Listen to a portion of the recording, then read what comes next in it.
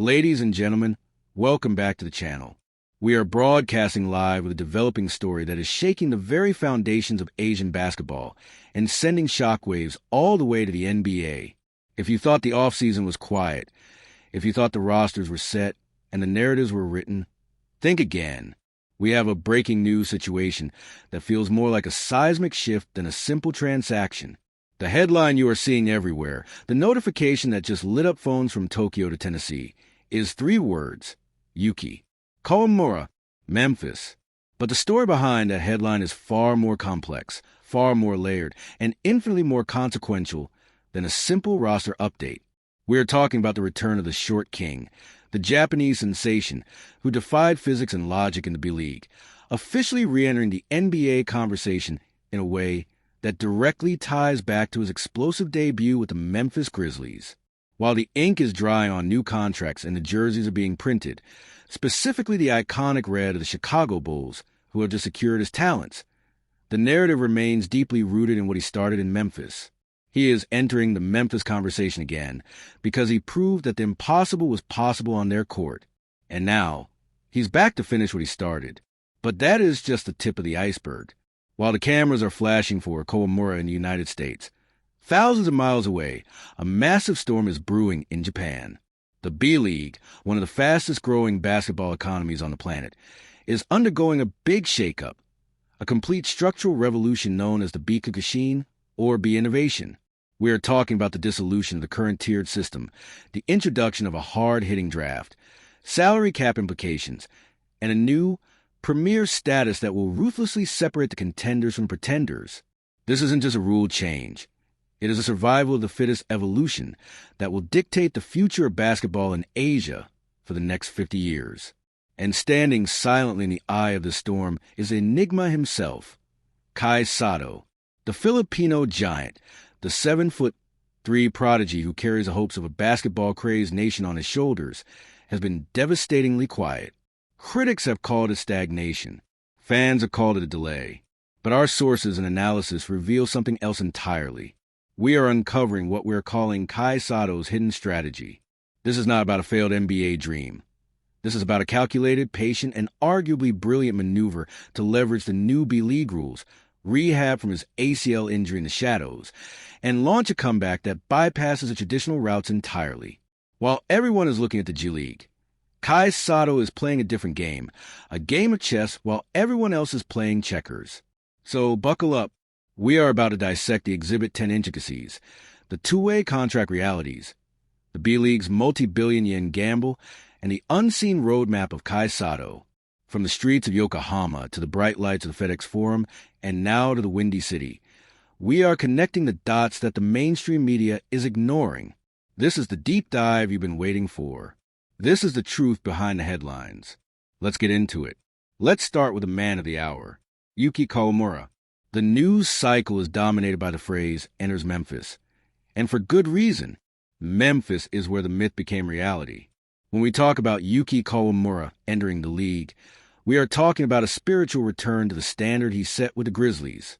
To understand the magnitude of today's news, his signing with the Chicago Bulls, we have to contextualize his departure from Memphis. Last season, Kawamura didn't just play for the Grizzlies. He became a cultural phenomenon. In a season plagued by injuries from Memphis, this 5'8" guard from Yamaguchi Prefecture stepped onto the court and looked giants in the eye. He averaged humble numbers on paper, but if you watch the tape, if you watch the speed, the no-look passing, the fearlessness, you saw an NBA player. But the NBA is a cruel business. The Grizzlies had a roster crunch. They had John Morant returning. They had depth pieces they needed to secure. And so, Kawamura was the odd man out. It felt premature. It felt like a story cut short in the first act. Fast forward to right now, January 2026. The Chicago Bulls have officially pulled the trigger. They have signed Yuki Kawamura to a two-way contract, waving Trenton Flowers to make space. Why is this significant? Why does this matter more than a standard 15th-man roster move? Because it validates the Memphis experiment. It proves that what happened in Tennessee wasn't fluke. It wasn't a marketing stunt. The Bulls, a historic franchise currently fighting for identity in the Eastern Conference, looked at their guard depth, specifically with Josh Giddey's recent injury concerns and the need for a true playmaker, and they didn't look to the G League veterans. They didn't look to a washed-up NBA veteran. They looked to the B-League MVP. This entry is different. When he entered Memphis, he was a curiosity. He was an Exhibit 10 guy. Now, entering the Bulls system, he is a known commodity. He is coming off a Paris Olympics performance where he averaged over 20 points and nearly 8 assists against the best offenses in the world. He was the only player in the entire Olympics to hit those marks. Think about that. He did that against France. He did that against Germany. The Memphis in our headline represents the threshold. He has crossed it again. The strategy here for Kawamura is clear. Persistence. He could have stayed in Japan. He could have accepted a multi-million-dollar contract to be the face of the B-League forever. He is a king in Japan. He is the face of advertising campaigns. He is the MVP. He is beloved. To leave that comfort, financial security, and adoration to grind on a two-way contract in the G League with the Windy City Bulls? That is not a business decision. That is a legacy decision. And let's look at the fit. Chicago is a team that needs ball movement. They often get stagnant. Kawamura is, by definition, kinetic energy. He is a pass-first guard who can shoot the three. His assist-to-turnover ratio in international play suggests he can run an NBA second unit today. The question isn't can he play. The question is, will Billy Donovan trust him? When we say Yuki Kawamura enters Memphis, we are acknowledging that the Grizzlies open the door, but Chicago is where he plans to build a house. He returns to the NBA not as a rookie hoping for a chance, but as an Olympian demanding minutes. This is a massive win for Asian basketball, proving that the pathway from the B-League to the NBA is not a one-time bridge, but a permanent highway. Now, while Yuki is making waves in America, the league that built him is burning its boats and rebuilding from scratch. We need to talk about the B-League shakeup. If you're a casual fan, this might sound like administrative boring details. Trust me, it is not. This is the most aggressive sports business pivot we have seen in Asia in decades. Starting in the 2026-27 season, the B-League is implementing a reform plan they call B-Kyokushin or B-Innovation. Here's a headline. The promotion and relegation system based on wins and losses? Gone. Dead. Buried. For years, European and Asian soccer and basketball have run on the merit system. You win, you go up. You lose, you go down. It's romantic, it's dramatic, but it is financial suicide for team owners.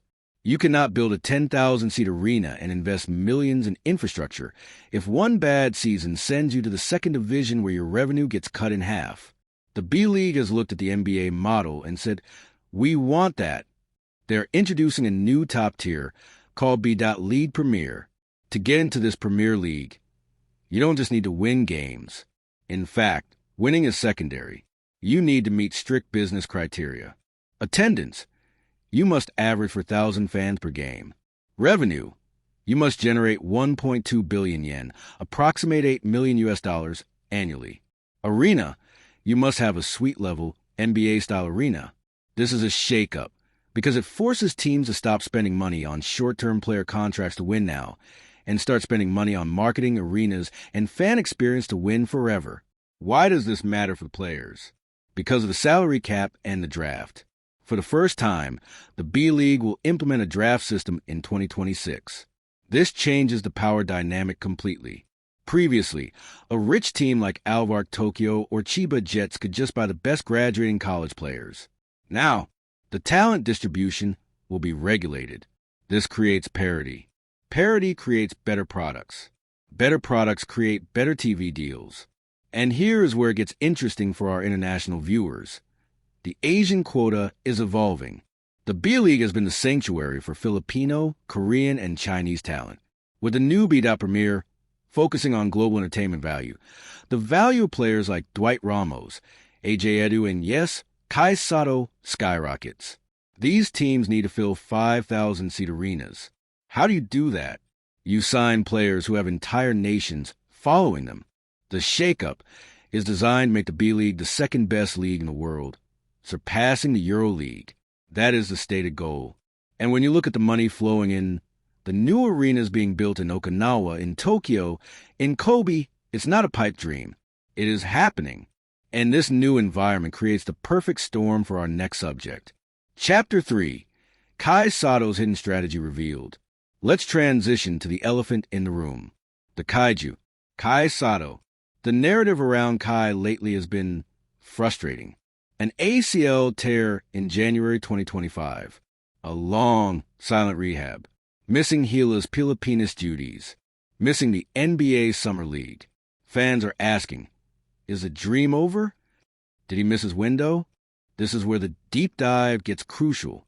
We believe KaiSotto is executing a hidden strategy that relies on patience rather than panic. Let's look at the facts. Kai re-signed with the Kashigaya Alphas for the 2025-26 season. On the surface, this looks like a safety move. I'm injured. Let me stay with the team that knows me.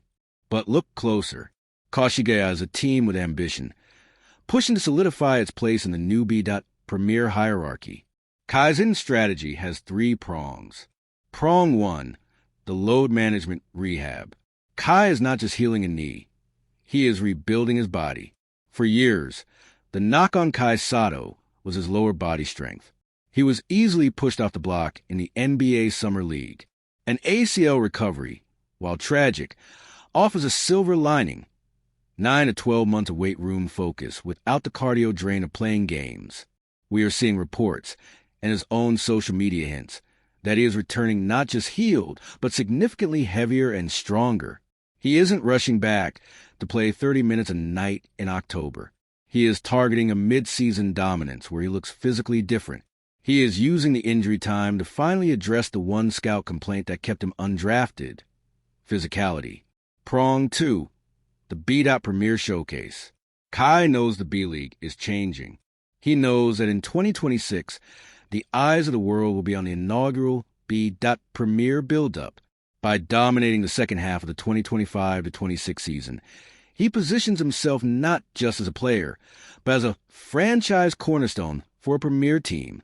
The salary cap in the new B-League is going to be significantly higher for top stars. If the NBA doesn't call immediately, Kai is positioning himself to sign a contract that rivals European soccer stars. He is securing the bag, to put it bluntly, which gives him financial freedom to pursue the NBA on his terms later, rather than chasing two-way scraps. Prong 3, the Yuki blueprint delayed. Yuki Kawamura proved you don't need to be drafted to make the NBA. You need to dominate a pro league so thoroughly that the NBA cannot ignore you. Kai was good in the B-League before the injury, but he wasn't Yuki good. He wasn't MVP good. The strategy now is, don't go to the NBA as a project. Go to the NBA as a B-League MVP. Kai is 23 years old.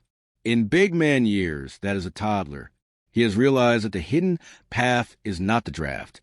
It's the Exhibition 10 path after total dominance. He is watching Yuki. He sees Yuki playing for Memphis and now Chicago. He sees that the door is open for B-League stars. His strategy is no longer get drafted. His strategy is become undeniable in Japan, then force the invite. The silence from the Sotto camp isn't disorganization. It's discipline. He is waiting until he is 100% healthy and 110% stronger to SO. How do these 3 stories connect? Yuki entering the NBA again, the B-League shaking up its structure, and KaiSotto's quiet preparation? They are all symptoms of the same phenomenon. The center of gravity in global basketball is shifting east. The NBA is no longer just looking at the NCAA or the EuroLeague. They are scouting the B-League. The signing of Yuki Kawamura by Chicago is the proof of concept. The B-League structural shakeup is the infrastructure being built to support that pipeline. And KaiSotto is the next prototype in the assembly line. We are witnessing a new era where a player can start in Yokohama or Kashigaya, become a global icon, and enter the NBA with a fan base of millions already behind them. Yuki Kawamura is the pioneer. He is the one taking the arrows. He dealt with the cuts, the waivers, the G-League bus rides. Because Yuki entered Memphis and succeeded, the B-League realized they had a gold mine, prompting the shakeup to professionalize even further.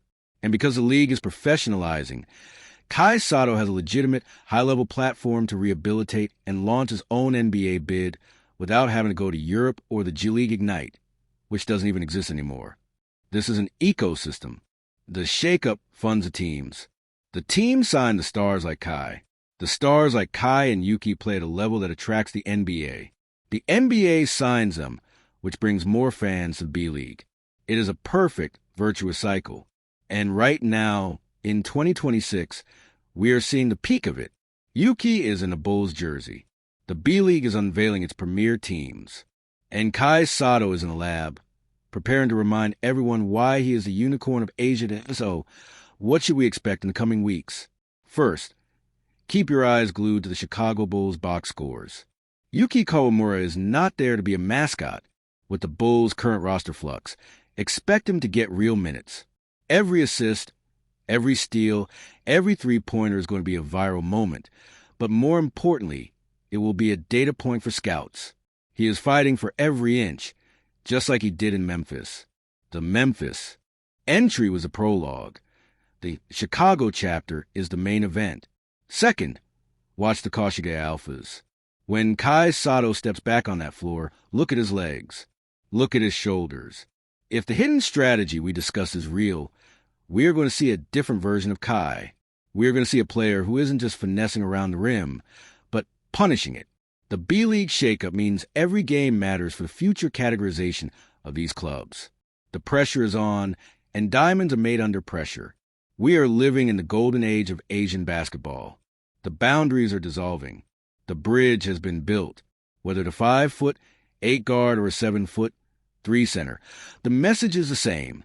The world is watching that. I want to hear from you in the comments below. Question of the day. Do you think Yuki Kawamura will secure a permanent, standard NBA roster spot by the end of the season? And part 2. Is KaiSotto's decision to stay in the B-League the right move, or should he have risked it all for the G League this year? Let me know your thoughts. We will be tracking Yuki's minutes and Kai's return date daily. If you want to stay ahead of the curve on the B-League shakeup and the NBA's Asian rising stars, make sure you smash that subscribe button and turn on notifications. We don't just report the news here. We analyze the game behind the game. Thank you for watching. For the deep dive, I'm signing off. See you in the next one.